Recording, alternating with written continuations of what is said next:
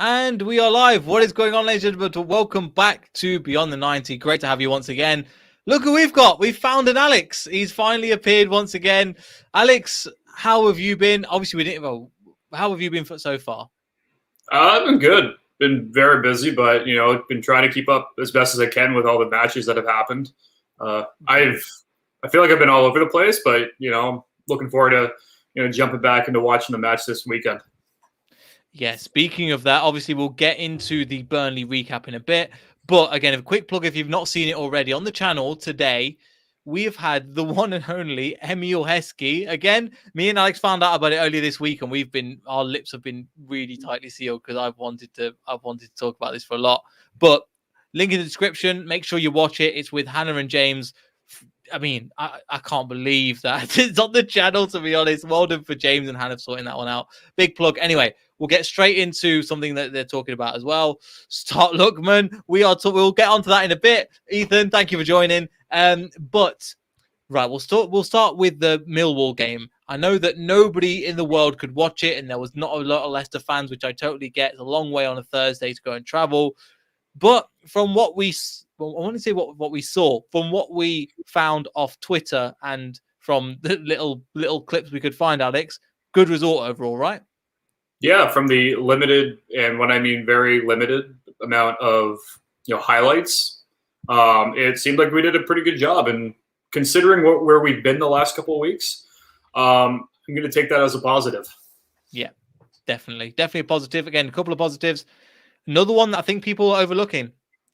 Even though we couldn't watch the match of the performance, so Aaron John said it wasn't on live TV here. Wherever you are, I think it was only live in China and Latin America. So nobody got the live stream for that, wherever that is. Anyway, we'll get into the bit. So something that got overlooked, obviously, we'll talk about Lookman in a second. We'll talk about Iheanacho in a second. Johnny Evans got 90 minutes. Must be a good thing, Alex. Johnny Evans getting a full 90 minutes under his belt. We don't know about this plantar fasciitis. I think that's what it's called, but must be a good sign. Yeah, I guess you can say it's a good sign. I don't know if I doubt I'm the only one that when I saw him in the starting rotation and for the starting lineup yesterday, I was very confused, especially with all the information coming out that he was injured and that this is why he didn't fully this is why he hasn't started and this is why he hasn't played, and all of a sudden you go, okay, why is he starting? And everyone's like, oh, it's just to get him fully fit. And you're like, dude's injured. Like, it's either yes or no. It's not a hard question, right? It's there's nothing in between. It's is he good or is he not? And, I feel like none of us were getting the right answer that we actually wanted. And then I do when I was following just kind of the the LCFC Twitter account, kind of giving you updates throughout the match. It said that one of them said that he was down on the pitch, and I'm thinking, oh great, here we go again. And then he was up and he continued, and I was like, okay, this is positive. But I think there's a little bit of concern still. I think we've discussed this a lot, and his type of injury is something that can really act up really quickly, and so that's one of the biggest concerns. And he's not getting any younger, and that's the other concern. So I think we're in this weird position, and this is where the club's at, where they need a center back because we are extremely low on center backs. And I'm pretty sure Evans wants to get out and play, but at the same time, you need to monitor it. So, you got to look at this as a positive. The fact that he was able to, pull off 90 minutes is great, but there's still some nerves as to what are the possible repercussions of that. He might not play, this weekend against Burnley. That's a possibility. Could he have re-aggravated it? There's all these ifs, ands, or buts. But like I said, we won't really know until, we see the starting lineup against Burnley this weekend. Yeah, totally. No, totally agree. And again, there is other fit centre-backs in the likes of Vestergaard, in the likes of Daniel Martin, the likes of Soyuncu available. So it's not like we're completely out of it. But 3 centre-backs at the moment that will be in contention probably for the Burnley game. We'll get onto a little bit in a bit. But we'll get onto it. We'll get onto the first thing. Kelechi Iheanacho's goal. Alex, that was something, wasn't it? And the thing is, it's not surprising. And I think mad about Foxhour, I'll try and get it up now. He's one of the most informed strikers in 2021. And it's, first of all, the goal, and he has to start now, really. Yeah, if anyone actually hasn't seen the highlight, I highly suggest looking for it. One thing is that the goal was an absolute screamer. The second is if you watch the keeper after the goal goes in, it looks like he Nacho blew a gust of wind after that because the keeper just falls flat on his back. And I think I was laughing harder at that than I was, screaming about the goal. It was kind of a mix of both.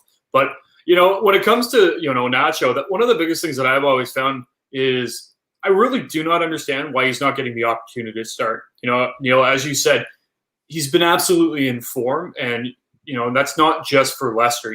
He's been in form when he's been on international break and he's played with Nigeria.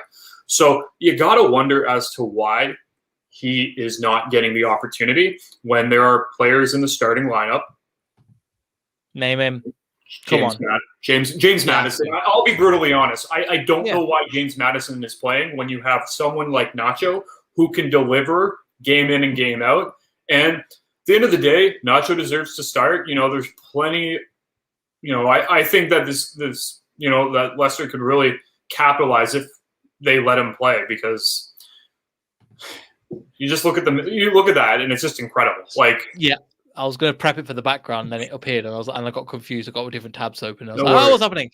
Sorry, no, go for it. But yeah, I totally agree. And just looking at that again, I mean, these stats are these people are just some of the best. I mean, Kelechi Iheanacho, 17, 23 goals. I think that was from last night as well. So yeah, 23 again. Messi on 71. 75 Mbappe. This team is these people are just ridiculous in all things considered. 23 goals and assists is just mental. So I mean, it's only a good thing. And again, shout out to Mad About Foxes creating this as well. Fantastic graphic. I think this was 3 o'clock. I think this was before the game as well. So it was before the game. So it's gone up even since then. So what a goal. And yeah, he has to start over him in that position. One person that didn't start, I think we were both we saw the team show and really, Daka. And you would have thought this is a perfect opportunity to introduce him to English football with a championship side. He's got the opportunity now, like he just did against Napoli, give him a shot. And he didn't get started. And I was a bit confused on that, to be honest. Yeah, I think there's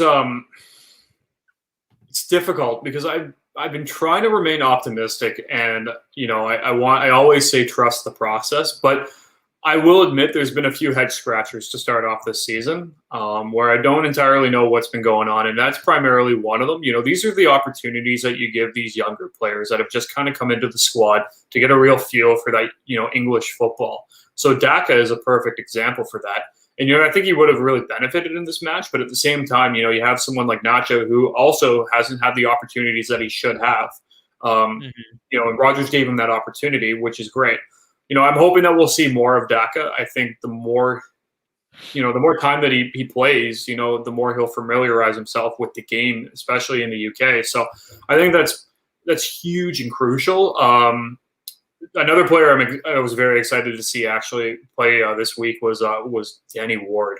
We've talked about this, and how we really do have two incredible keepers, and to see Danny Ward actually get the opportunity to play was fantastic to see. Mm-hmm. Yeah, he didn't have a lot to do, but the save he made was. It was probably a good save, but it was a save I expect him to make. And this is not me kind of criticizing him. It's meant to go, no, you're a really good keeper. You should be making a save like that. And do you know what I mean? Where it's not a criticism. It's just, no, you're a good keeper. And having a second keeper like that is fantastic. But at the same time, you should be making them saves against a Millwall side.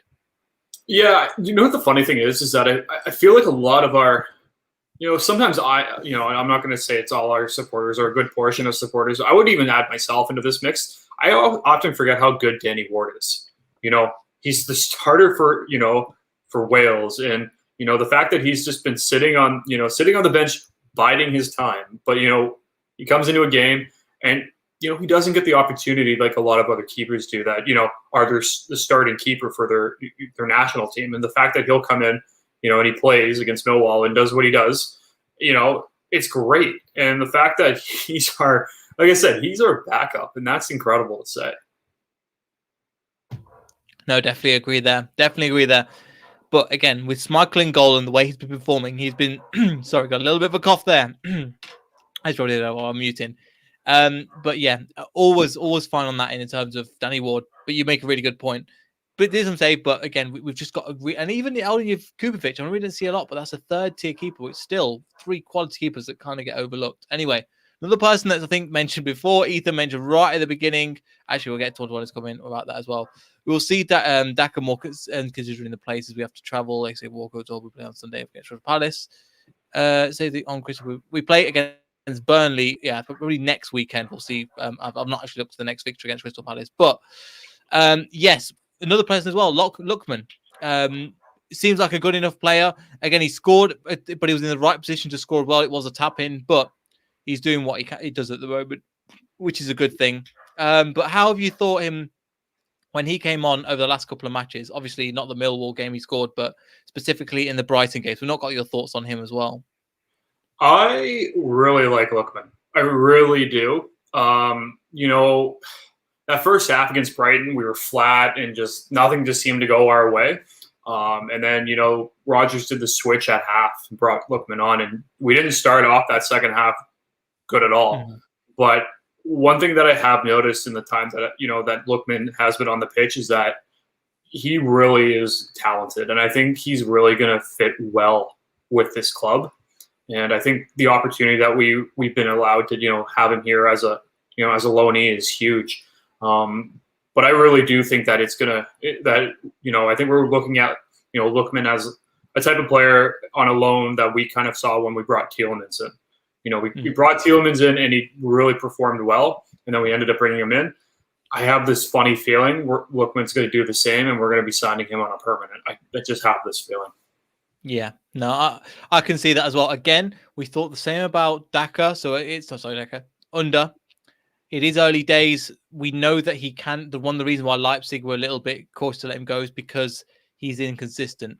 And he was inconsistent. And the Brighton fans Fulham fans saying the same thing. However, he's with a much better team, a much better squad of players like Tielemans who will get the best out of him, like he was getting the best out of Iheanacho and a lot of the balls against Millwall, from what we hear as well. And one thing as well from Ethan, he came on versus Brighton and changed the game on the right-hand side. Totally agree. But again, I think there was analysis done, but anyway, it all started with the ball. I think the link-up play is something that I went back to watch the goal and I was like, this is a really good 1-2. And I think I said that, I don't know if I said that on this show, but I was saying it in the past. I'm really looking forward to that right-hand side with Lookman and Ricardo. Both very technical players, so both understanding each role. The flick 1-2, ball in the box from Tielemans, and the finish by Vardy. Beautiful passage of play that was. Yeah, and I think, that's one thing that we've really missed. We have that on the left-hand side, when Justin was healthy, you had that 1-2 punch with Justin and Barnes, and you also have that with Thomas and Barnes. But on that right-hand side, it seems like we were always missing something. And, you have Ricardo, as the right back, but you're always missing something with that winger, and that's nothing against Albrighton and whatnot, but, I really do think that you're going to start seeing that relationship form between Lookman and Ricardo, and I think that's just going to blossom. Yeah, no, I definitely agree. And again, he was playing kind of a lot of it. He was playing on the right at parts, but also drifting into that centre, allowing to bring other people into play. His hold-up play was good. Some of his touches on the ball and his first touch was really impressive as well. I think he nearly won a penalty or won he won. I thought was a penalty, but get in, and then it was just on outside the box. Again, something to criticise. What they're doing, they're playing this ball across and then to Nacho and then Tielemans, they didn't quite hit it, and then it just ended up in nothing when it's a really good opportunity. Anyway, that's something in itself. But yeah, I think that's pretty much everything I think from so far. Right, we'll move on to the Burnley. Actually, before we move on to the Burnley game, I've got a link in the description to somebody called Joaquin from Bolivia. I've got an interview coming out with him probably on Monday. This dude knows. I don't know if I've retweeted it from the Beyond the 90 account. The dude just knows so much about the analysis of the under 23s. I mean, he's got. Well, we'll have the interview, but incredible. Second link in the description. Watch the Heskey one and then read the Twitter one as well. Perfect. Really good analysis. Really good clips. Lovely guy as well. So make sure you click that description. It's just unbelievable. Make some more Foxes fans. But give them a follow while you're there. Right. Let's get on to the Burnley game as well at home.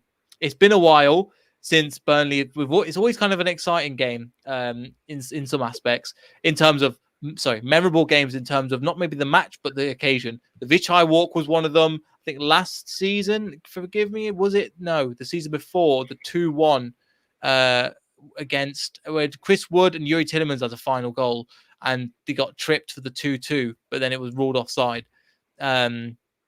Before that. But again, Chris Wood always seems to, a former player, always seems to bag once against us, doesn't it? I've kind of fancy him to score, to be honest. Yeah, I'm not a betting man, but I could guarantee that Chris Wood's going to score against us. It's inevitable, and it seems like it always happens. Mm-hmm. Yeah. So I think there'll be a hard match. Burnley at the moment, 1 point in 5 games, not very good. -7 goal difference. I'm not saying anything because normally Leicester have a way of surprising everybody. This is why I'm playing Alex and I'm not doing predictions, but I'm giving you the statistics and then watch them wipe the floor with us. No, but going into this game, Alex, with the win, with the performance that we had against Brighton, especially in the second half, with the way that we played and we kept a clean sheet against Millwall, now we're playing at home once again with probably a rotated team. Jamie Vardy's probably ready to go. He wasn't even on the bench, I don't think, for Millwall as well. It's going to be a good game, I think. It's going to be a good game, but we're coming into our prime, hopefully. That blip, I think we're done, and I'm glad we've got it over the way now that we're going into these games week after week. It looks like we'll push on from this. Yeah, and I really do hope that the blip that we've sorted out. It's going to be very interesting to see what kind of a lineup Rodgers brings forth. I think that's going to be the talk over the next couple of days before the match begins. Because I feel like what I've seen on Twitter is that there's a lot of people that are saying the same thing, that they want certain players to start because some of the players that have consistently started really haven't deserved to start.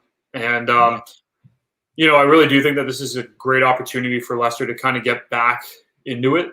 I feel like this, I will say that the start of the season hasn't been pretty. I will be brutally honest. I think we are very fortunate to have, 2 wins under our belt, the way that we've been playing. So, I really do think that this is a good way for us to get back on the right track. I do think it's going to be very interesting. But ultimately, we can analyze it as much as we want. We played great against Millwall, but time will tell. I feel at the end of the day, if we show up, we show up, and if we don't, we don't.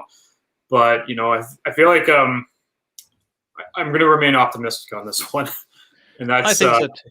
Yeah. And it's weird to say because most seasons, the last 2 seasons coming into this, I would feel a little bit more confident against a club like Burnley. But with how we've kind of started off this season, I think the safest way to go about this would be remaining optimistic. Yeah, no, we definitely would remain optimistic. I think, in a way, it's kind of positive that we started the game this way. Again, against the match against Man City, we didn't even get talked about a lot of the time, but we did play pretty well. Should have got at least a point from that. Again, same against Brighton, we should have got a point from that. Hopefully, these are lessons that we can learn and move forward and go right. We're gonna have to smash them. Players like Daka and hopefully some More will come into form as well. We'll have to see. And one thing I wanted to get on as well, but we know what Burnley's going to do. 4-4-2, 2 big men up top. We're going to have to deal with them. Now we've got somebody like not very quick, but very strong. Now that we've got somebody like Vestergaard at the back, I think he's going to be massive in trying to defend these kind of matches. Yeah, I think one of the benefits of having such a big, center back is that right there. I think you're gonna see him probably take cover Chris Wood, and I think that's going to be his prime objective for the match, and I think that could really benefit us down the line. I feel like that's if you look at our center backs, and I think Vestergaard just adds that added height, but also he's a beast. Like if you watch the game, if you ever go back and watch any highlights, just try to focus on Vestergaard. The man's a beast. And he just kind of stops anybody dead in his tracks, which is kind of wild to think. So I think he's going to do a really good job at, really shutting down Wood, in this next game. Yeah, no, I definitely think so. And the way that he goes about shutting down players in games is just fantastic as well. And also how I keep forgetting how big he is at like 2 meters tall. I remember when he came on for his first game against Wolves and looking at him standing next to Brendan Rodgers and just laughing that whole foot between them. And he's the manager and he's the player that's coming on. It was almost like a a jockey walking a horse across to the start line. Like it was that much of a height difference. But anyway, yes, one thing as well. Obviously, it looks like Tielemans is coming into form as well. From what we hear, the performance against Brighton wasn't the best, but in second half he picked up. From what I hear as well, Tielemans was playing really, really well against Millwall. We know what he's like. Once he's on form and he gets this run, and he gets this, as Brendan Rodgers called, a rhythm player. When he gets that rhythm going, it's quite hard to stop. And we're hoping that he's going to be a big part of our win against Burnley. Yeah, and I think one of the things that we always have to remember is that Tielemans was a workhorse last season. He didn't stop, and then as soon as the season ended, the Euros began, and then you got a couple of weeks off. Ultimately, he's coming back from all his football that he's played over the last season and a bit, and he got a couple of weeks off, and he was kind of getting back into that routine. So for me, I'm not too surprised that it took him a few weeks to get back into that groove. But once, and we've said this, and a ton of people would agree with this, that once Tielemans gets into that role and kind of gets into that groove, it's really hard for him to slow down, because he's that type of player that once he's there, nothing's really going to stop him. And I think that's something that we really, really desperately need right now. And we talked about this last season. Ndidi and Tielemans in the midfield were one of, if not the best midfield in the Premier League.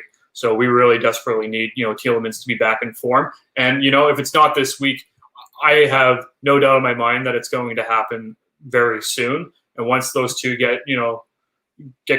start communicating more, and they're both up at their top speed, that midfield is going to look dangerous again. Yeah, and especially with the likes of Kieran Dewsbury-Hall to come in as well. You've got the likes of Samore coming in as well. So we have got the opportunity for these players to come in as well. We will have to see again. Ethan puts in as well.